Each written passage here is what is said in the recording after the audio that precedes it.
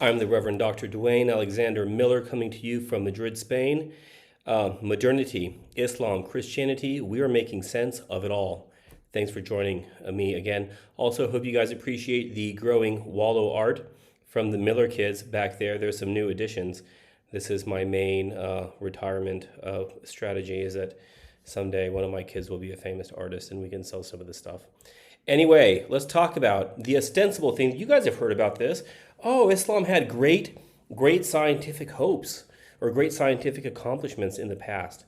I saw a video on this on YouTube, and I said, because basically the guy, we give a decent review of the entire thing. He says, yeah, but the problem really isn't Islam per se. The problem is Islam. It's not me, it's you. It is Islam. So let's jump into this. The podcast today, or the video today, is called The Inherited Laboratory: Why the Islamic Golden Age of Science Was Not Quite What We're Told. So, friends, you're welcome back to the channel. I'm Duane. You guys know me. I'm a Christian academic who loves history. I respect my Muslim friends and neighbors, and I believe truth matters more than comfortable myths, charity and clarity at the same time. Today, I want to examine one of the most repeated claims in popular culture, that Islam gave the world a spectacular, self-generating golden age of scientific discovery that the West later borrowed or ignored. I'm not here to attack Muslims. You guys who have watched this before know that I don't have anything personal against Muslims. However, Islam as a whole has some real problems, and I'm not afraid to talk about those. So, first of all, what are these alleged successes? From the 8th to the 12th centuries, we have cities like Baghdad, Cordoba, and Cairo. And I've been to Cordoba and Cairo, but I've not been to Baghdad yet, but inshallah, fil mustaqbal, God willing, someday. We have things like the algebra of Al-Khwarizmi, who was from Central Asia, Al-Hazan in optics, Avicenna in medicine, although I think that Avicenna today would be considered a heretic and be forced to leave the Islamic Ummah, but that's a different story. And others who advanced mathematics, astronomy, and chemistry. But here's what I want to do. Let's look at the foundations. These breakthroughs almost always rested on the preserved knowledge of conquered peoples. Syriac-speaking Christian scholars, especially Nestorians, Zoroastrian Persians, and Jewish intellectuals who had safeguarded Greek, Syriac, and ancient Near Eastern learning for centuries. When the Abbasid caliphs established the House of Wisdom, they didn't invent the wheel. They hired Christian translators like Hunayn ibn Ishaq and his team to turn Aristotle, Galen, Ptolemy, Euclid, and other works of Indian and Persian astronomers into Arabic. The science that later impressed Europe was, in many cases, the surviving library of the pre-Islamic Middle East, kept alive by Christian monasteries, Zoroastrian academies, and Jewish communities. Now, hats off to the Islamic rulers, especially Harun al-Rashid of the House of Wisdom. He looked at these various translation products and he said, yeah, I'm going to fund these. So I'm going to give him credit where credit's due. But the idea that the Muslims came up with this great scholarship and science, false. Now, did one particular ruler say we're going to fund these projects? Yes, he did. It reminds me of MBS in Saudi Arabia today. The Saudis themselves are not producing any new sciences, and we should not expect them to. But every now and then you have a sort of enlightened ruler, an enlightened despot, to use the phrase from Plato's Republic. And they say, yeah, we're going to go ahead and fund these different ideas and different concepts. So anyway, but that having been said, my main point is still there. So think of it like this. Imagine a family-run laboratory that has been running experiments, refining instruments, and training apprentices for generations. One day, a new management takes over the facility. For a while, the discoveries keep coming, and the grants keep rolling in. Outsiders say, wow, these new owners must be scientific geniuses. But over time, the apprentices drift away, the old suppliers are taxed out of business, and the lab's charter changes. That's not genius, that's good timing followed by different priorities. And that's precisely what happened. Once the full Islamic system took root, the madrasa curriculum that prioritized Quran, Hadith, and fiqh over natural philosophy, the jizya tax that economically pressured non-Muslims, and the legal framework of dhimmitud that kept Christians, Jews, and Zoroastrians as second-class subjects. The intellectual climate shifted. The conquered populations who had supplied the scientists and scholars and translators, they either converted and often lost their distinctive scholarly traditions, or were gradually squeezed out. By the 13th and 14th century, the creative momentum in science was fading very fast. Meanwhile, Europe was rediscovering and recovering its classical heritage.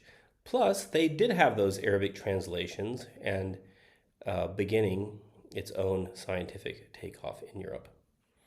But the deeper issue isn't just historical timing, it is philosophical. There is a fundamental metaphysical, epistemological problem with Islam. Islam's own theology contains a built-in instruction to limit inquiry. The Quran itself tells believers not to ask too many questions. In Surah 5, verses 101 and 102, Allah warns, "O you who have believed, do not ask about things which, if made plain to you, would trouble you." People before you asked such questions and then became disbelievers because of them. Again, O you who have believed, do not ask about things which, if made plain to you, would trouble you.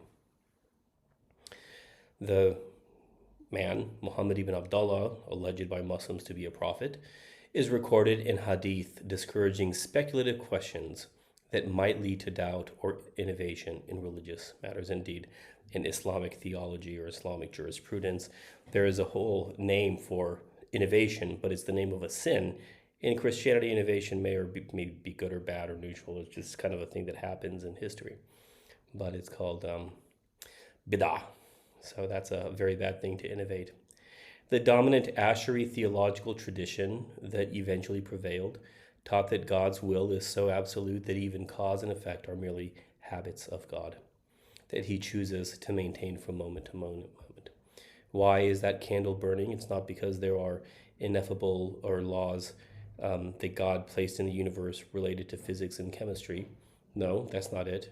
It's just because God is physically, metaphysically, philosophically making that candle burn in every moment.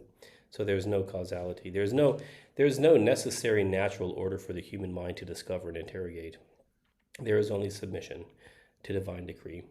Here's the problem. The human being or the human mind does not function like a light switch. You cannot cordon off one area, theology, and say, well, here, shut down curiosity, except without question. These questions of like, how is the Quran eternal with Allah, but there is only one God who is Allah, and eternal things are God, and do you know the answer they came up with? It's an Arabic doctrine. It's called bila kayf, and it means don't ask how. That's literally what bila kayf means in Arabic. Yes, the Quran is eternal with Allah, but it's not Allah, and yet we are monotheists. How can we explain this? Bila kayf. Don't ask. Just don't ask. This is the outcome of what for us Christians was the Nicene Creed, the Nicene controversy, Arian controversy, if you will. But for them, it was the Asharite Mu'tazila controversy. Maybe we can do a video on that some other time. It's immensely important. Anyway, the point is, friends, you cannot tell the human mind, well, when it comes to things of God, just don't ask any questions, bila kayf, don't ask how.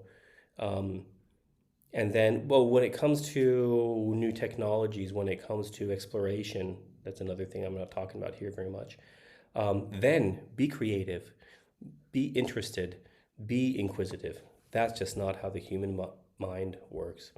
You cannot have one entire area of inquiry into God, into the Creator, shut off from all questioning, and then expect a whole society to continue to be curious and inquisitive and discover new things in relation to another area of the human mind. As a Christian, I come from a tradition that says faith seeks understanding.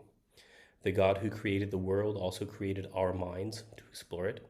That confidence helped fuel the scientific revolution in the West. I'm not claiming perfection on our side, of course, but the theological difference is real, and the historical results are obvious. They're visible. So the next time you hear that Islam produced a self-sustaining golden age of science, proving its superiority, not even its like equality, by the way. It's not even equal to Christianity or Judaism. The facility, just remember the inherited laboratory analogy. The facility was already state of the art when the new owners moved in.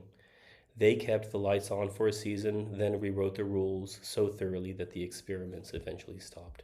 The discovery stopped. The scholars kept on coming out, but they were not as capable as the previous generations. Respect the people, question the narrative. That's how we honor truth and God, who is truth itself. Thanks for listening in this episode. If this episode stirred your thinking, drop a comment or share with a friend. And until next time, keep asking good questions, just not the ones the Quran tells you not to. I'm Dwayne Alexander Miller. We're looking at everything. We're examining everything. Modernity, Islam, Christianity. We're trying to make sense of it all. Thank you.